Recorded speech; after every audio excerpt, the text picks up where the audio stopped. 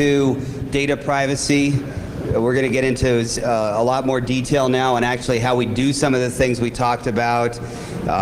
Those of you that are coming back for the second round of this, congratulations. You're brave. You're brave. You're brave. We're proud of you. And there'll be free drinks at 5:30 to reward you for your... That's right.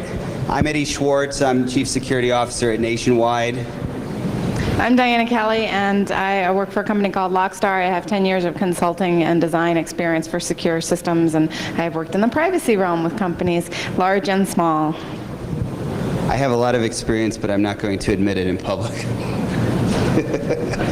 All right, so part two of the agenda. Let's just recap. Part one, we talked about why do we care about this, and really why we care about it is the business drivers for this. You know, all this stuff is interesting and it's useful, fun stuff on data privacy, but the fact is we as security people need to justify our existence, need to justify our budgets, need to have ways to enhance the security of our operations and what we do. In the first half, we talked about some of the drivers that are taking us there, you know, and what's the privacy landscape. And then we talked a little bit about some of the impacts on our companies if we don't do something about this. Okay, so now we're fully informed on those issues. Now we're going to talk about the real responses to this situation, what we should actually be doing, and some of the solutions that both Diana and I have been involved with in our experience in data privacy. And I think you should do your disclaimer. I'm worried about you with Nationwide. I want you, yeah. Yeah, okay. I talk about a lot of stuff in here that, you know, Nationwide's doing this or that. The fact is that I have to say that even though I'm saying this thing, these are the views of me as the presenter and in no way represent the interests of my company or anything that the company's really doing. Right. So, whatever that means. And also, just in case anybody was not at the first session and is going, hey, part two? What's that? That's not on the agenda.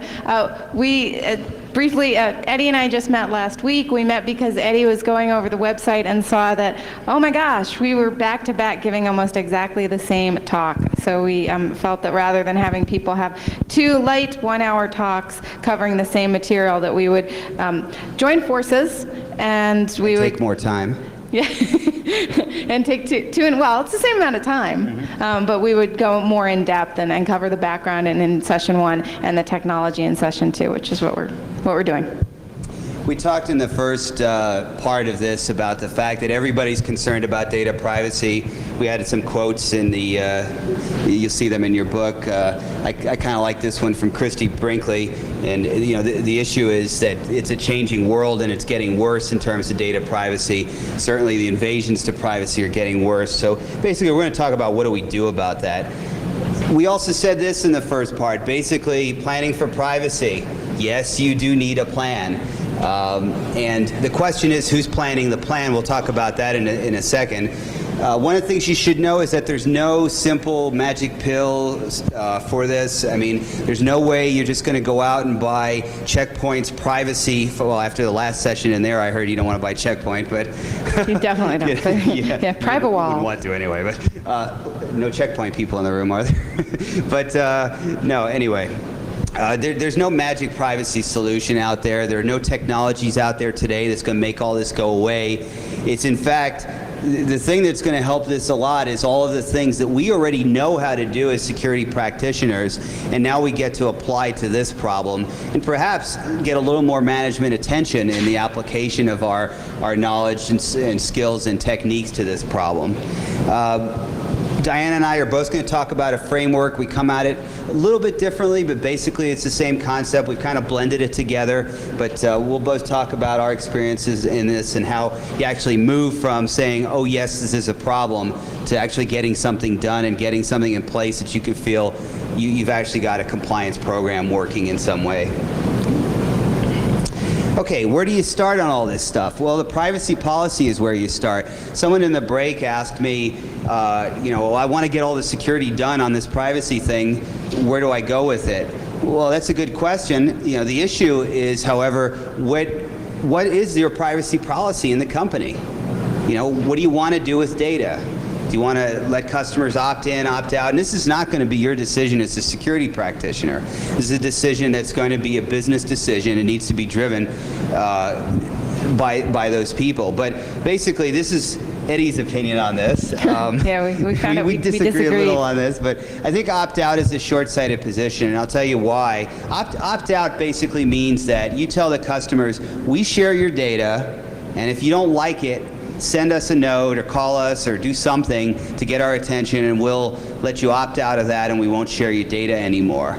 Opt-in is where basically we say, we have lots of business partners with whom we would like to share your data, but because we're nice people, we won't do so unless you tell me proactively, I want you to share my data with somebody. And in some cases, if you think about it, you've already opted in to things voluntarily. Do you want to be on our special mailing list to know about cheap fares to Honolulu? Oh yes, I do. That's opting in, okay? Do not share is a position that basically says, I don't share data with anybody under any circumstances beyond, actual business requirements that, I need to conduct business, okay?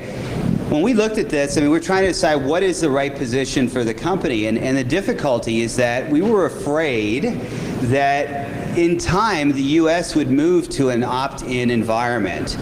That is to say that if we made all the changes that I'm going to talk about later in our systems and our data architectures and so on, we do all that, spend all that money, notify the customers all these things we're doing to meet regulatory requirements, and then the laws would change and say, oh no, now the world is opt-in. So we tended to set the bar high because we were basically trying to manage the potential risk associated with having to redo everything a couple of years from now. Now, Diana, you actually don't believe necessarily that that's going to be the case. Well, I think it's indicative. We were talking earlier before when we were trying to meld our slides.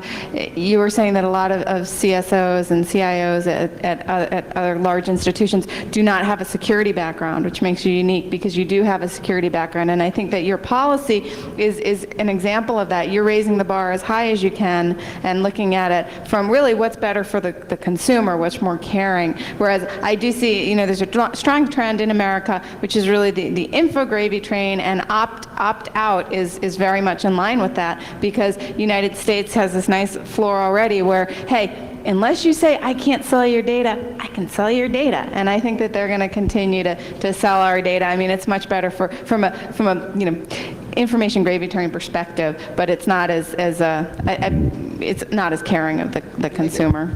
Well, we went through this process. So first step in this framework we're talking about here, you got to have the privacy policy.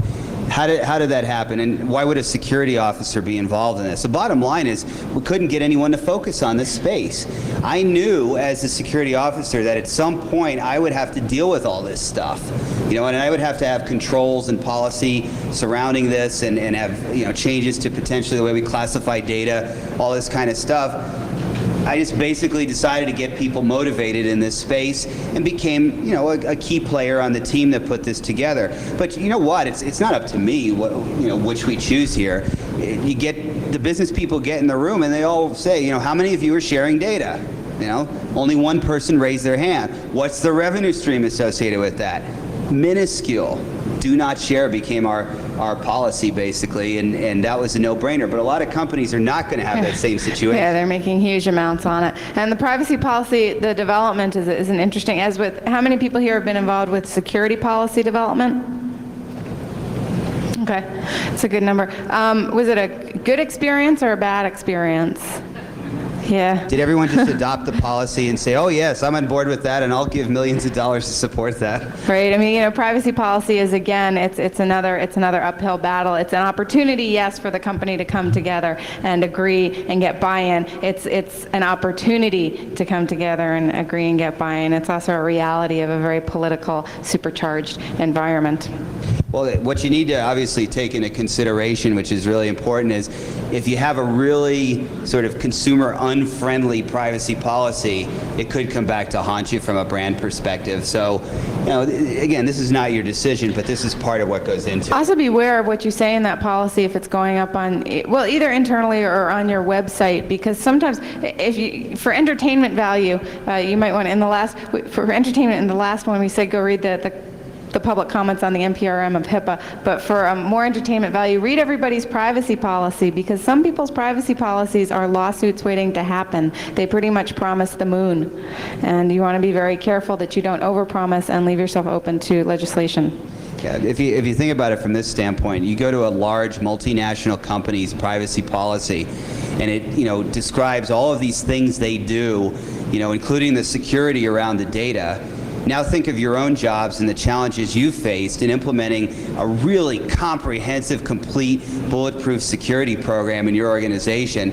You got to start laughing to yourselves, thinking there's no way these people can be doing what they're saying. And in fact, a lot of companies that have gone back and tried to analyze their actual practices against their policies have realized, we're not doing this. So is it okay to say this? Absolutely not. And the FTC would agree with that. Yeah. So. Yeah. Okay, so in terms of the policy, here's what you're going to wind up with based on the experience that we both have. If you're working in a place that has one single product to sell and one set of customers in a single vertical, and that's about it, you might be able to achieve an enterprise privacy policy, okay? And that is that you do everything a certain way. But a lot of companies have multiple products that are completely different due to acquisitions or mergers that have occurred. They work in different verticals potentially. They cross, they do things that are across verticals, and the data needs to move across those, so they might be subject to multiple regulatory environments. So what you might wind up with is some high-level overarching statement of these are the things we're going to do, and then and when I say overarching, translate that to vague statement of this is what we're going to do, and then sub-policies associated with each specific product line or line of business that actually describes more granularly exactly what are the policies and what are the controls, the security controls surrounding that policy. It's not a bad thing to have multiple policies. I mean, it's not like you're giving up something in the process, but the issue is if you do have multiple policies, it raises the complexity in your organization in terms of managing the security around that. And obviously, the key thing is, I don't know about all of you, but I didn't want to stay in the privacy business the rest of my life. I wanted to get on with this job I was hired to do, which is information security. So the corporation needs to have somebody accountable and responsible for managing that policy environment, and that would be a privacy officer. It's also more effective, too. I mean, if you try and put everything into one single policy, you usually end up with doorstops, and that's not going to be very, very useful. Very thick, very big wads of paper that nobody can plow through. A high-level policy, when Eddie says vague, it doesn't mean bad. It really just means this is what basically the organization believes. It's our philosophy. And then the functional sub-policies are short and readable. And another big benefit is that if something new comes out, you can adjust to that really quickly within these shorter sub-policies rather than having to go back to the doorstop and finding out, cross-section, subsection A of page 576, blah, blah. Those things almost never get rewritten. And really, when the internet started to flood, I saw a lot of this in companies because their policies just couldn't begin to understand or adhere to what was going on. So they weren't doing anything in terms of saying what's acceptable usage of the web, what's acceptable usage of mail. Some other things on policies. There are a lot of good examples out there already, okay? Now, you do need to learn the difference between good and bad, but again, some of the things are driven by regulatory requirements, and some of them are driven by, the truth, basically. Can we do this thing that we agreed to do? I just got beaten up by my boss recently because I issued a new security policy in the office, and he said, how the heck are we ever going to achieve this in the time frame you've described? So he was giving me a reality check. The same thing on the privacy policy. There's a lot of good stuff out there, and there are a lot of organizations that have already researched who has good privacy policies. And you can join these organizations and get that information. One that comes to mind is Privacy in American Business. It's an organization that's led by Alan Weston, who's one of the principal thinkers in privacy public policy. I think he's a law professor at Columbia, or maybe he's left that and figured out he could make some money on this space, but anyway. Also, the final rule of GLBA has sample policy clauses in it that you're encouraged to lift and reuse. Right. One of the things that is really important is that you put these policies through, and we'll talk about that in a second, a very comprehensive review process. The lawyers have to look at it really closely. Don't forget that step. I mean, if you don't have general counsel signing on the bottom line saying this policy is okay, you got a problem. And certainly there are other things like a compliance officer would need to review them if you're in a bank, for example. You have to go through that whole process. So who clears on the policy? Short answer is everyone. When I say everyone, here's what I mean by that. You'd be amazed at the things you don't know that goes on. When we got people to the table and started talking about whether we share data or not today, everyone was like, oh, no, we don't share data. We don't share data. And as we started digging, we actually sent a SWAT team out with a mission of trying to find out. You come to find out that there are little pockets of places where we do share data, and we didn't know about it. And the product owners over that area had no idea we were doing this, and also were upset that they weren't getting any revenue for it or something like that. But I mean, the point is that you gotta push this way down into the organization and make sure that everyone understands what we're agreeing to do. Imagine from the systems perspective, the assumptions that you make about changes you'll need to make to the systems, come to find out that there's some environment that's 20 years old and they just, there's something that'll completely break if you add another data attribute to a database or something like that. So these are the people that need to be involved. The CEO obviously has to decide from a brand perspective where you want to be. I talked already about business units, the lawyers. If you have a public policy area in your company, like a government affairs or a regulatory affairs officer, he or she needs to be involved in this process. Of course, information security has a key role in this, which we'll describe a little more. And you need to have some serious IT reps at the table.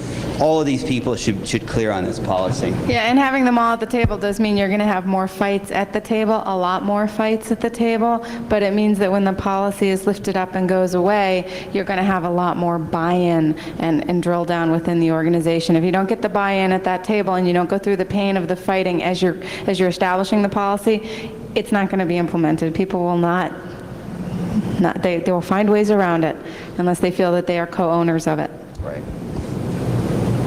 Okay, so step one, you've got this policy. Now you as a security officer or security manager understand that, okay, these are the rules by which we're going to live as a company. Well, now you get to translate that to real life. And real life is that there are certain operational considerations that map against this privacy policy. For the sake of simplification, divided this into 4 areas: process, organization, technology, and compliance. And I'll talk about each of these in detail in a second. But basically, if you imagine that within each of those areas, there are things to do in order to meet the policy objectives. If you're, again, a big company with a lot of products and a lot of lines of business, you're going to have to be involved in a process that maps this across any potential business units or product lines that have to work into these operational components that'll have to be fixed. I'll talk about them next. So, okay, what do we do? Well, in order to do this, you got to get a working group together of some kind, and basically the participants of the group are the people that cleared on the policy to a large extent. You're going to have a lot of spin-offs potentially. The IT people are going to have a lot of work to do. Security people are going to have a lot of work to do. The lawyers are going to have different issues that they're going to investigate on their own. But basically, you start with a process where you actually figure out, what are we doing today? All right, and what are we doing today won't necessarily jibe with what your privacy policy says. Your privacy policy says we do not share information. Oops, we're sharing it today. Or your privacy policy says we're going to give everyone the opportunity to opt out of the sharing of information. Oops, we have in 3 lines of business none of that today. Okay, so all of that needs to be figured out in some way, and all of the issues need to be ferreted out. The process that I use is based on those 4 elements that I described to you earlier. For example, in the process area, basically some questions you should ask yourself. What processes do we follow in the life cycle of personally identifiable information? In other words, when a data record is captured, presumably it might be captured by telephone, by an internet form of some sort, or some kind of customer service interaction.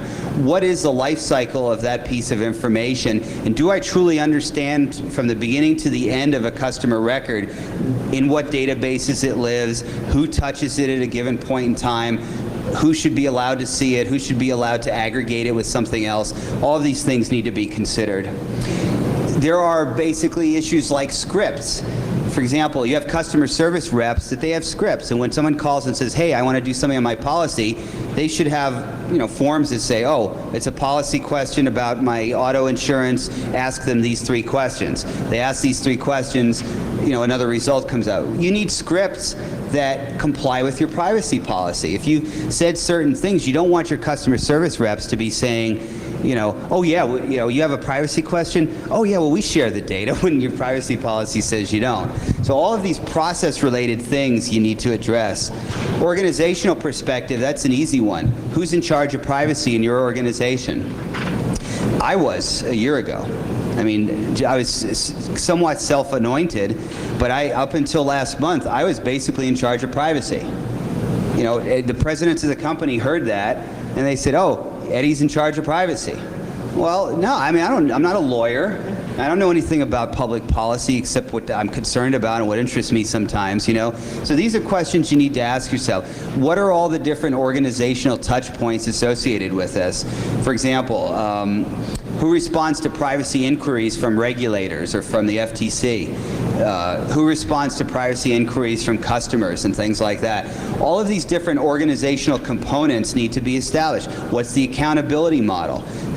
We got a compliance office. Guess what? They don't know anything about privacy, and they haven't signed up to do anything with it, and they don't think that they're going to have to do anything with it. All these things need to be evaluated. From a technology perspective, this comes a lot closer to some of the stuff that we're dealing with. It is things like, do we classify data in any way? I don't know how many of you have ever tried to do anything with classifying data in a database, but do you guys have any data models that actually set labels and attributes on pieces of data so that you knew that if you combined fields 2, 3, and 5, that would constitute personally identifiable information? Unless you work for DoD, you probably haven't done that to the degree where you've actually established field-level attributes on data. But yet, you've got to in some way be able to manage that data set, and that potentially implies a change to your data architecture. That needs to be analyzed. Going a little further than that, think of data and transmission. I was talking to somebody in the break about, we just send data from point A to point B. It's a concern because I know in our organization we've got rogue installations of PGP sending customer data out. We've got people FTPing data in the clear that contains personally identifiable information. How are you going to get a grip on that? Do you have a grip on it today? This is the delta you need to manage in terms of where you say you're going to be in your privacy policy and ultimately where you are today. And finally, in the compliance, what actually is the compliance strategy of the company? Hopefully the compliance strategy is not wait for the FTC to knock on your door. The compliance strategy should be that it's some combination of activity that's governed by an organizational component like a privacy office, involves compliance officers that are monitoring certain things, involves security people, involved with building things the right way, and of course involves the audits process where you let your internal audits department go crazy now and then and find out if you're doing everything you said you were going to do. Comments on that? No. Okay, so I mentioned the working groups where you start, and these are the people that are going to be involved in the analysis I just described of those 4 key areas. General counsel, government affairs, I mentioned, product and operational leads. This is probably the most important area. The people who own the products usually own the customer records. They're the ones that are going to care about all this because they're the ones that potentially will have the use of this data constrained in some way by a different privacy policy. I didn't have marketing on here, but marketing is a key player in this as well because it's usually marketing that will wind up signing all kinds of fun agreements with people to exchange data, and then they go and check with everybody. Is that okay after the data's already been exchanged? Information security, of course, we have a big responsibility in building the control environment around all this. IT is going to have to figure out the costs associated with this. If you think about it this way, in Y2K we had to change a couple of numbers in a date field, or expand a date field to 4 digits instead of 2. Imagine the cost associated with re-architecting your principal back office applications. It's big. I won't tell you what our number is, but it's in the double-digit millions, okay? And if you want to do it the right way. So IT is going to have to take this information, take the control environment that you helped them develop, and take it back and figure out the cost. And then they're going to have to come up with the money. I don't know about your IT organization, but let's say you showed up and said, "Oh, I need $20 million to re-architect the data for data privacy." That would be a big shock for somebody's budget, and probably some vice president somewhere would not get paid his bonus at the end of the year, if that was a big surprise. Human resources needs to be involved because you've got an internal privacy issue as well. Think about it this way. You're in the business, let's say, of selling financial services or insurance. You've got employees who are customers. How do you deal with that? I mean, that's a complicated environment. Also, human resources owns most of the information. Ultimately they see themselves as the owners of it. And I think it also with this slide, it's important to note that your company may be very different in its organizations than to have a government affairs office or to have compliance and internal audits. You may be a much smaller company or not an insurance company, but the working group members absolutely need to be the people who are going to buy in ultimately and bring this forth. And that's why sales and marketing is absolutely critical to have on this working group, because they're the ones that are going to go around it. Right. They're the first people that are going to go right around whatever you say. So you make sure that you get them to agree to this, or they're not going to comply and you're going to be out of it. One translation you may want to make on this is just equate these things to roles in the working group. Yeah. And for example, you will need input from somebody on public policy. If you don't have a government affairs office, you need to find out. Maybe it's through your general counsel if you have an in-house counsel. Maybe they monitor the regulatory environment. Maybe there's some group, but you need to have somebody who does tell you what the heck's going on in the public policy space. Or hire a lawyer. There are lawyers out there that specialize in privacy policy now, and they work in technical lawyers that work with companies, and they'll come in and be your government affairs office. Okay, so now you've got your policy, you've got your working group, you know the task at hand. It's again going out and doing the stuff that I mentioned earlier against these 4 areas. And keep in mind, this is one approach. I mean, you can define the areas, these risk areas, in any way you want, just so you get a grip on it. This has been my approach on things. I always want to know what's the governance model for the organization, who's accountable and responsible, who has which role and responsibility. So that's why I have organization up there. You use different terminology a little bit than I do, but yeah, you'll see if you have the handouts from my slides. I do a sort of more of a step-step framework kind of thing, because that's what I've found was successful. But again, Eddie and I are coming at this from different. He's the internal security officer, and I've always been the external consultant helping folks work through and plan. So you will see those framework slides in the handouts. So where if you're a security officer, where might you be involved in, let's say, these 4 areas? Well, I mean, I can tell you that I'm involved in all 4, right? Because if you think about it from an organizational perspective, I have a role with respect to information policy and protection of information, and this is certainly an issue of protection of information. So whatever we do for a privacy policy perspective needs to be tracked and synced into information security or information assurance policy that's out there. From an organizational perspective, I clearly have some role with respect to this. From a technology perspective, we're talking technical countermeasures, access controls, encryption, networking interfaces, all kinds of things like that. Again, I have a role in terms of helping to build a system that is secure and supports our policy. And finally, from a compliance perspective, I need to provide support to those elements that are monitoring compliance, because they may need technical assistance in determining if a solution is appropriate or not. I mean, that's just one example.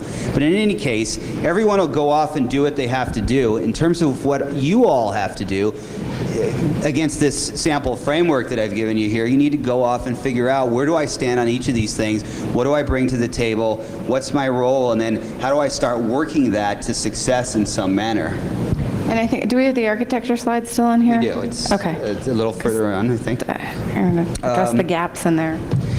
This is your out, by the way, and this is important to me because I needed an out on this. And that is, the company needs a privacy officer. Now, again, some companies may not be large enough to support a full-time billet, and I guarantee it's going to be hard for you to find people with this experience today. But as Dr. Lee Kushner. Right, as a collateral duty, it's something that's required, and I think HIPAA actually does require someone to be designated. Yes, as a HIPAA does privacy require officer. a designated privacy officer. Right. I mean, so, put someone in charge and hold them accountable for this. And, if you want to be that person and this interests you, let me know and I'll tell you offline about my experience with it, which was good. Do you know what's interesting? I'm not clear if this person has to be full-time dedicated or if they can wear multiple hats. So I think that's going to be a way that a lot of people get around this, is that they're just going to plop the privacy officer hat on somebody who's, also, I don't know. We took a fellow who was Vacuuming the director rugs. of legislative policy, made him the privacy officer. It's probably 80% of what he does at Nationwide, and he has a staff. Use a common reporting tool. One of the things as you go through this process of, going from where you are today to where you want to be, I mean, again, it's sort of like tracking any project. You want to know, are we green, yellow, or red? And as you go through, for example, the 4 areas I mentioned, okay, how are we doing on process? How are we doing on figuring out the organizational components? Assuming we have technology deliverables associated with this, do we have a system that comes together in the working group and we could say, oh, we're yellow, red, or whatever? It's just an example, but find some way of managing this project as you would any other.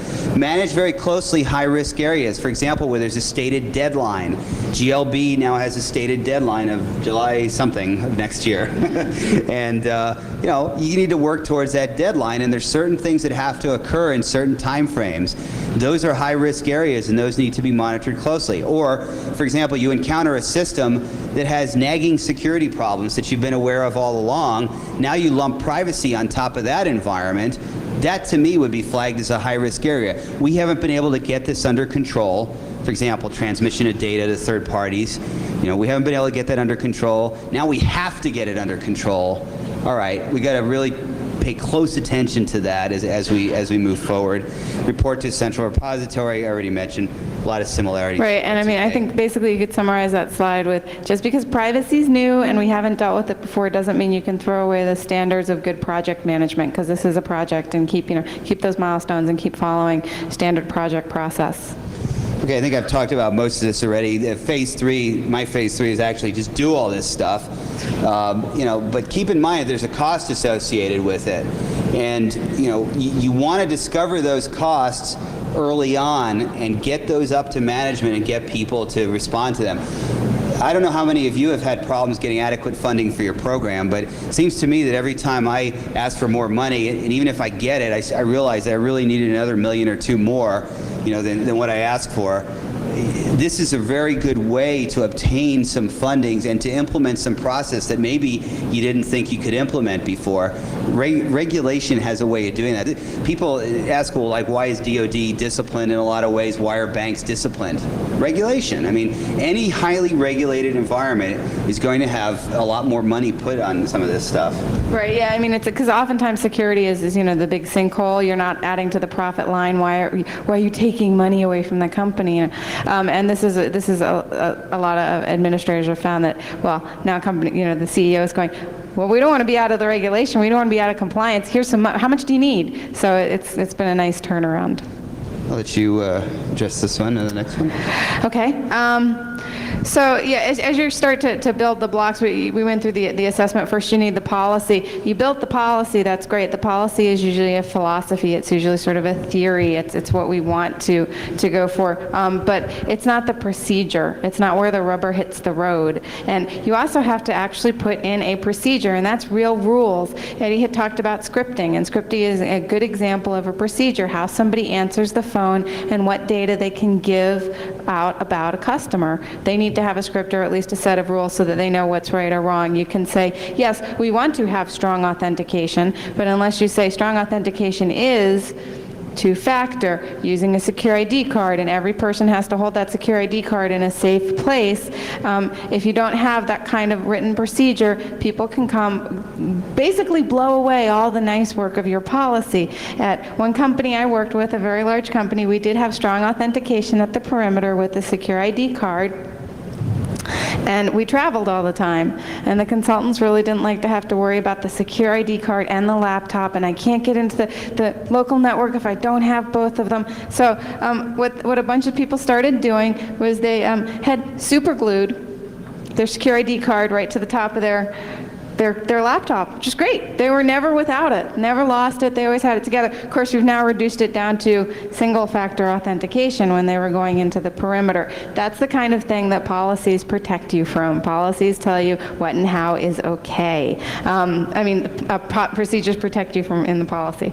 Really, without them, your policy it's not going to be very useful.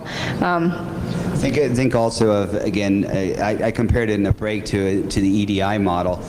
Presumably you have some kind of network security perimeter policy, right, that describes if you're trading data with an untrusted party, untrusted being, not you, basically. So if you're trading data with somebody like, let's say, a third-party affiliate in some way that you are authorized to exchange customer data with them, what process do you use to do that? Do you use some kind of PGP armored file that has the customer data in it, and you exchange keys with the other side? Do you require SSH or something? I mean, how do you do this? This is also part of the whole procedural element of this. Yeah, it's really, it's simple. You say that it has to be transported securely, okay, but to say it has to be encrypted with this size key, that's the procedure that you get in there. Okay. Okay, so part of what we talked about in the first session was the fact that there are actually regulations that are forcing us to do this stuff. Again, it depends on the industry you're in, but you'd be amazed at how some of the applicability works and pervades different areas. Gramm-Leach-Bliley, 501B, the recent FTC, which means any website. FTC, well, not only websites, I mean any business, but websites are what they're after lately. They've released some draft standards and some draft rules on this, and actually describe some things you're supposed to be doing. There's some draft rule under HIPAA that's been released, not really security specific, but at least privacy specific. There are some security drafts, yes. Okay. Yes, they can't. The final security can't come until the final privacy is approved. Okay, and then you've got the European Union stuff that's been out there for, I guess, almost over 2 years now. So you need to do all this stuff if you want to comply with regulations. The statutes are somewhat vague and they're not complete. So, bottom line though, as I read all this stuff, is you got to have a real security program in place. Not just lip service to security, and you need to have a demonstrable standard of due care. That may sound like some vague, newspeak or something to you, but I think one of the roles that you all have in this is, what is a demonstrable standard of due care? Different companies will interpret it different ways, but again, you got to look at this as a bonus. The bonus is that you get to help define what is that demonstrable standard of due care, just like we have generally accepted security practices and principles, whatever that is, and we have different publications that I'm sure you've all seen out there that sort of govern the way we're supposed to be doing things in the security space, but are not, really necessarily formal standards in any way. Well, maybe the British standards, if you like those, but I mean, the point is that you get to define what's reasonable within a boundary, and I think that this is an opportunity. That's how I looked at it. I just said this is an opportunity for me to tighten the screws a little more and to get done what I needed to get done. And assuming that you are viewed as the experts that you are in your organization, it's reasonable to say, here's my analysis of how we get to this standard of due care, and here are the policies, procedures, the people changes, the mechanisms that we need to put around all this to make it workable in some way. So this adds fuel to the fire, definitely. Your turn. Okay. Before I get into tools, I don't think architecture is in there. It's there somewhere. Next one. Okay. It should go before. Okay, we can do that one now. Thank you. I'll say 5 more times. How's that? Practices are the link between the procedures. They're actually left out of this, but an important thing about practices and procedures, you could apply it to the same thing, is that not only is it where the rubber hits the road, but that you've got to go through a form of, is this viable? Is this something people are going to be able to do? Because most of the time people find that a policy or a procedure sounds really good in theory, but it's not going to work in practice. So you have to test that. That also applies to your architecture and technology. A lot of times a privacy plan sounds really good in theory. We will have end-to-end authentication from the user to where the back-end data resides. It will be a secure SSL tunnel. Nothing will break it. That may sound really good. It may be a really good dream, but there could be that your architecture is not going to support that. It could be that where the data sits on your mainframe isn't going to support some of the technical concepts that you've got in your policy. So get realistic and get real about what your environment is. You don't live in a green field. You live in an architecture that is there and exists, and you probably have some spaghetti back there, and it's not very pretty, and you got multiple systems, and some of them are old and creaky, and some of them somebody doesn't even remember how to administer. So as you're trying to build this, build it to something that you can truly implement in your architecture, and if you can't in that architecture, you're going to have to go back and rethink. Do we rip it out? Can we afford to rip out? Is that viable? Or do we have to change the policy? How can we be in compliance, or how can we support privacy with the current architecture and technology? How many people use middleware in their environments? Yeah. Raise your hand. Whoa. How many people know exactly every piece of middleware and what it does and has analyzed the security context of all that middleware? Oh my gosh, Yeah. look at him, and he's looking punch drunk from it. Yeah. No, you see what I'm saying? I mean, just that alone, is impossible when you talk about end-to-end security. I mean, right. And the other thing is, as with privacy and security, we can't be bolting it on anymore. We've got to incorporate this. And as you're building an architecture around, build this right in. Think about it immediately. Don't wait until the end and just go, plop, because it's not going to work. Okay, thank you. Now back to the tools in the toolbox. Sorry, I give this talk separately, and I was all out of whack there with the other slide. I messed up her slides. I'm sorry. Tools in the toolbox. Basically, as we said before, there's no silver bullet for security. There's not one, this is going to solve everything. You just take it out and it's your security solution. There are tools in your toolbox. They're the tools that you're used to, and when you really get down to actually implementing, going from your policy, your procedures, your practice, fitting it into your architecture, you're going to find that the final things that support your privacy solution are things that you're pretty familiar with already. Perimeter security is going to be a big part of it. So your old firewalls and intrusion detection. Identification, IAA, a big favorite of security people, that is absolutely critical. Authorization is key, and authentication are key to keeping privacy and the data separate. So looking at the standard support for that. Directory services are going to play a big part, and role-based access on your databases. PKI and encryption, of course. A lot of old security people actually call encryption privacy, although that's gotten very politicized and people are angry about it now. But using digital IDs, the digital signatures to support who's used what, who's seen what data, timestamp the data, that's going to be key as you're going on to support some of the compliance issues as well, and VPNs to keep the data secure. Access auditing is going to be critical. How are we going to prove that you're in compliance? We're going to have to audit, and we're going to have to take a look at the logs. If you have to say, I've given this person notice, you can either mail them something or you can put it on the website. Companies are looking to put it on the website, but now you have to have a way on that website to say, hey, this person actually saw it. You're going to have a log that they saw it. Checking the data integrity, not just did it get here from there, fine, but also, is this the real data? And ultimately, the good old opt-in, opt-out. They got to do it no matter which way we go. There's some stuff on the landscape that some people are touting as magic pills and whatnot. I mean, one of them is P3P, Platform for Privacy Preferences. It's a W3W standard.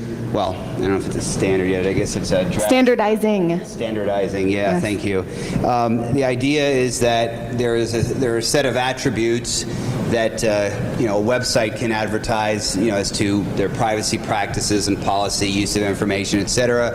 You have a browser that's P3P enabled. You can set your preferences, and basically it's like dating. You get together and you see if you're compatible. If you're not, you go your separate ways. If you are, you stay together. The problem is that sometimes it's like strange dating, where you really don't want to be with this person anymore, but you don't know how to say no because you're not exactly speaking the right language. P3P has gotten to the point where it's so cumbersome that in some respects, it's going to be hard to match up data sets between user preferences and between what the websites can actually advertise in some way. So, in my opinion, the jury's still out as to whether or not that technology is going to help consumers, or whether it's really going to go anywhere or not.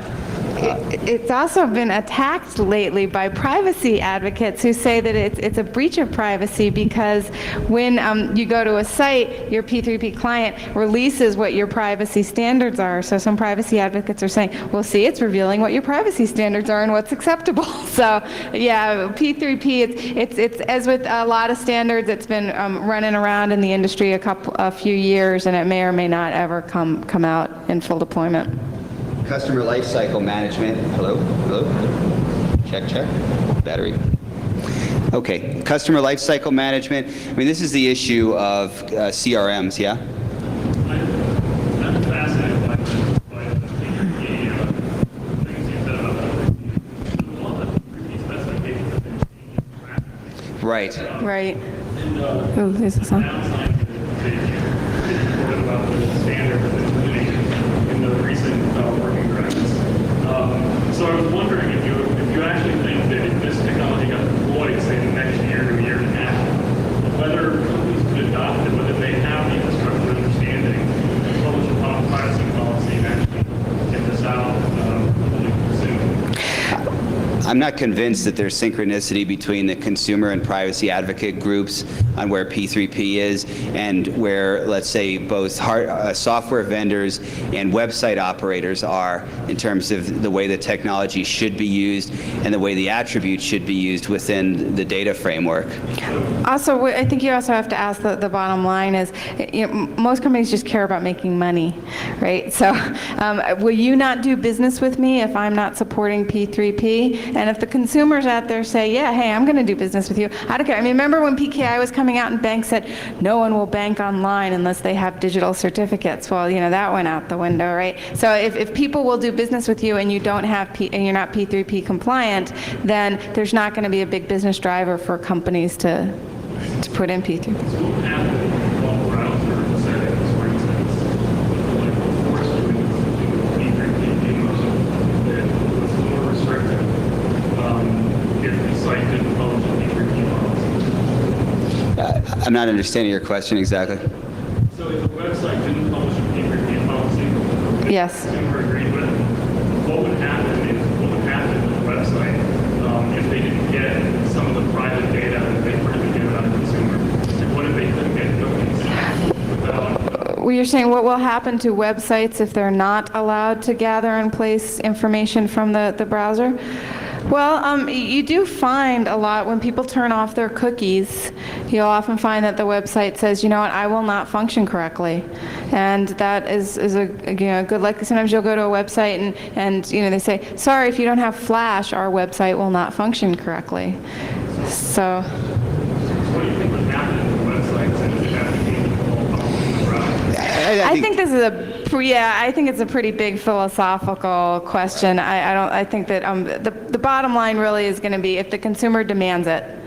I mean, we're going to find some more. I mean, but my the mother jury is doesn't out now. care about P3P, and she's on eBay all the. She's got 3 computers. I mean, she's a retired Federal Reserve Bank examiner. Okay, she's got 3 computers. She's got eBay up on one of them all the time, and some GeoCities something or another on another one. And I don't know what she does on the third one. Probably hack or something, And I mean, she doesn't care about any of this, and she's not worried about who's collecting. She's running an offshore gambling site, actually. She may be third laundering computer. money since she knows how to do that. I have no idea, but the point is that I think there are a lot of consumer. Well, but if you call her, if you're New York Times and you call her at like 10 o'clock in the morning on Saturday, she'll use every 4-letter word in the book telling you where, all these things and taking me off your list. So, I don't know where this is going to go. I mean, will websites go out of business if they don't do this, for example?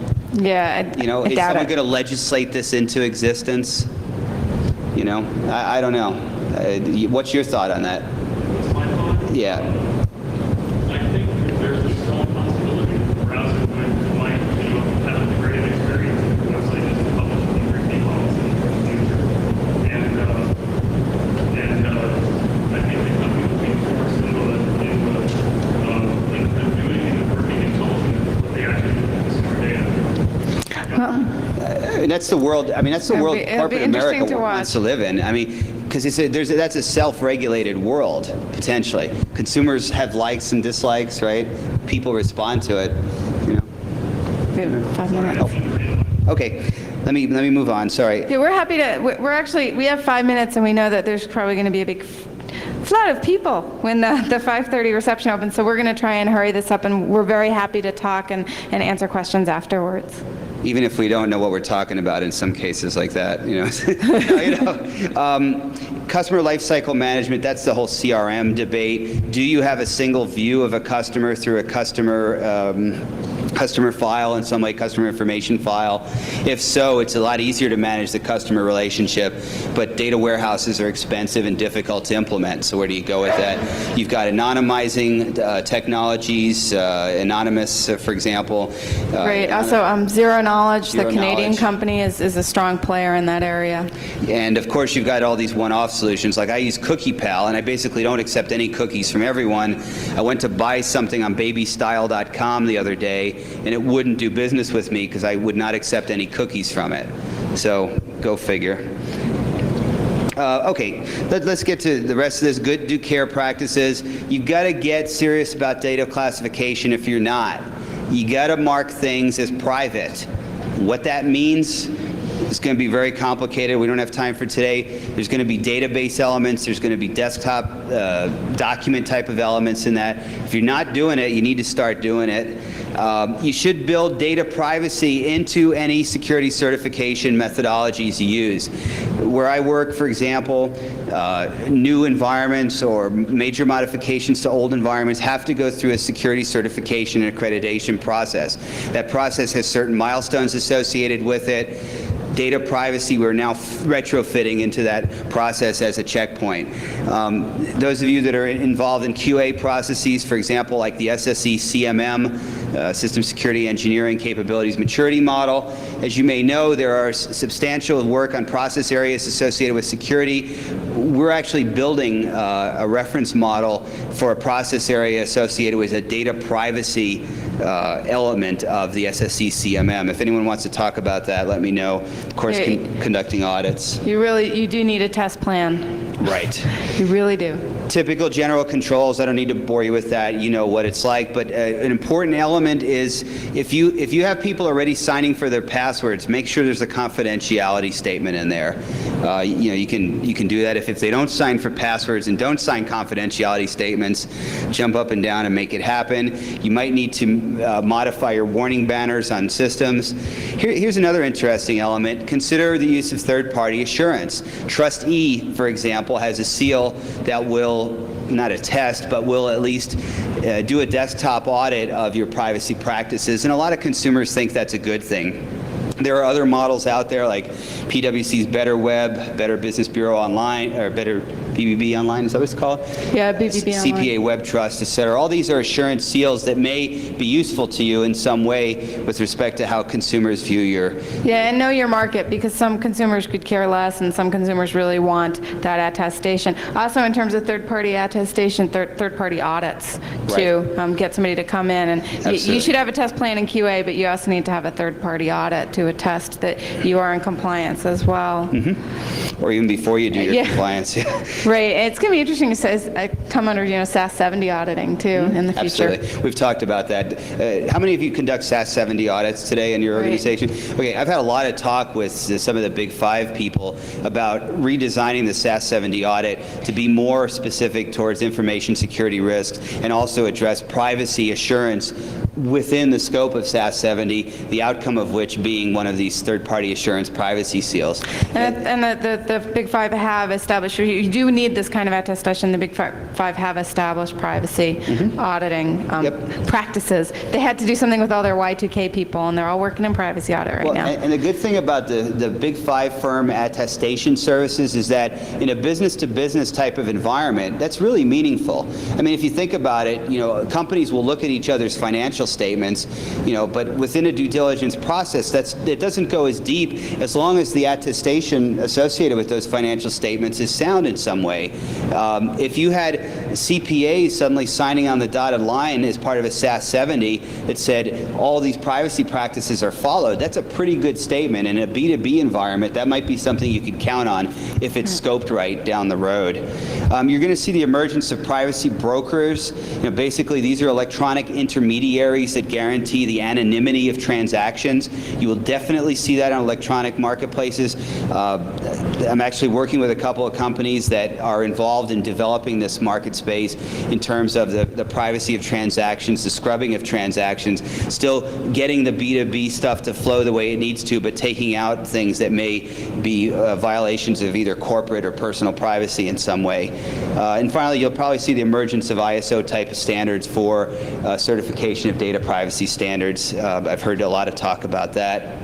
Want to take this one? Sure. Yeah, I'll try and be real brief. But honestly, this is a very important slide. Test and train. Make sure that the people that you're working with understand and are educated about privacy. Privacy, just as in security breaches, most of them happen with people. It's going to be the same with privacy. So you got to make sure that people understand what the. Most people don't break policies or practices because they want to. They want to be bad. They don't super glue secure ID cards to the top of their laptop because they're trying to be rebels in your organization. They're trying to get their job done and do it in a quick and reliable manner. So if they don't understand the consequences of what they're doing, they're going to do it because they think it's making their job easier. So definitely bring them in on it. Make sure that you've delivered the training. Get in writing that people understand what they're supposed to do so that you do have recourse within your organization if somebody doesn't actually do it. And, watch and learn. If you do see people if you have a ridiculous password aging rule, you'll start seeing stickies on monitors with passwords on them. Or you'll start finding out that passwords are really useful things like mommy 1, mommy 2, mommy 3. You can't put in things that practices that people can't follow. So watch and learn as people are starting to execute those policies and those practices. See what works and what doesn't within the organization. And if you have to hone it and tighten it, if things aren't working, fix them. It's iterative. This is not going to be a fix once it's done. This will be an iterative process. So a lot to look forward to. Last but not least, some closing comments on this. Again, you got to define roles and responsibilities up front. You'll find that a lot of people you work with, people that you have the same issues with every day on security, will want to opt out of this whole issue. They don't want to hear it, I can tell you that, and they certainly don't want to hear about the cost associated with this. So you need to be really pushy in terms of helping to define roles and responsibility, both in your organization and in organizations with which you associate. Don't underestimate the work involved, especially when you're dealing with the IT folks. It's not a small thing if you want to make this work for real and you want to actually comply with policy. There's a lot of time and cost involved with it. Use formal approaches.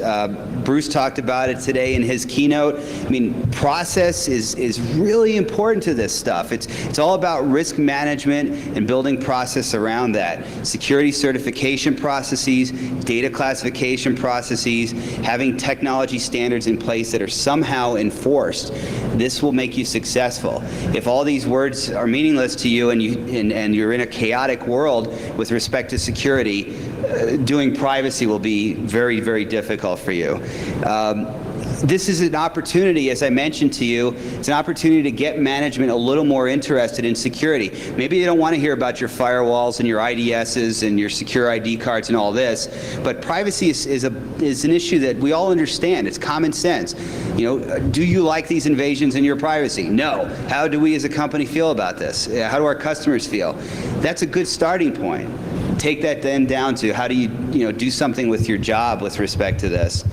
Obviously, budgeting is going to be a key thing. Some of you may be involved in budgeting for 2001. Better think about this. If you're in a large organization, I tell you, I have 2 people working for me right now. All they do is privacy. Okay? And finally, as Diana said, training is really key across the board. We put some books in here, which suggest the latest one that I've read, which is really useful, is The 100th Window. I think, yeah, it's on there. It's written by the founders of Trustee. It's a really good book. And we put a bunch of websites. They're on this set of slides and the set of slides in Diana's original presentation. So thanks a lot for your time. If we have any questions, jump in anytime. In fact, why don't you just come up if you have any questions? Yeah, since we're out of seriously, time, and everybody else. and we'll let you all go. Thank Thanks you a so lot. much. Thanks.